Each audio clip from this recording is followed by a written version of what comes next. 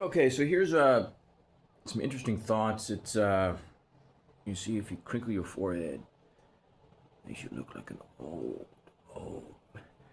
an old person. An old person. Okay, it doesn't really do me justice. If you're looking for me another angle, you can't even see the wrinkles.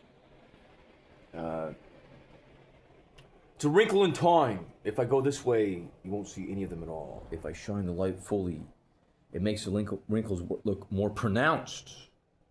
See, it's unfair. It's unfair. Anyways,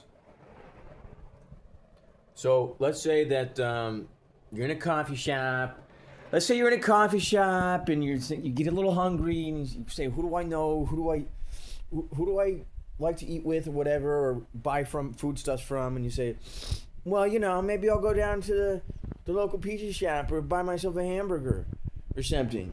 And you get a little hungry because you're studying the books, and you get a little bit bored, and you take a walk, and you think about quantum physics or something, and boom! The realization is called an aha moment, one could say.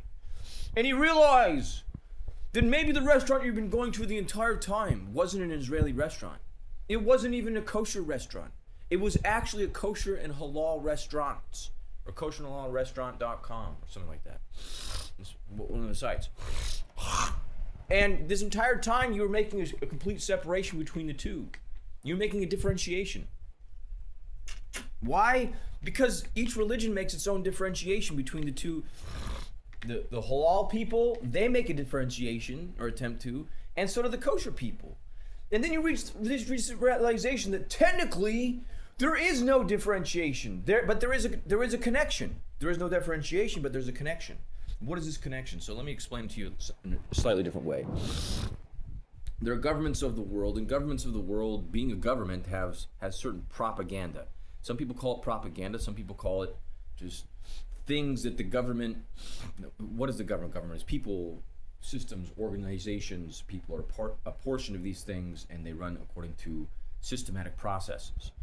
I gotta say this real fast. And so, basically, in other words, the real Orthodox Jews are terrorists. But I'm gonna explain this in the next short about they're not terrorists. They're terrorists according to the U.S. government and to other governments of the world. But according to the religion, they're like the same thing as the Muslims, basically. And I'll explain the reason why, according to how the government would perceive things, because you have to take a step back and perceive things. But it's in the next short. Anyways, until next time.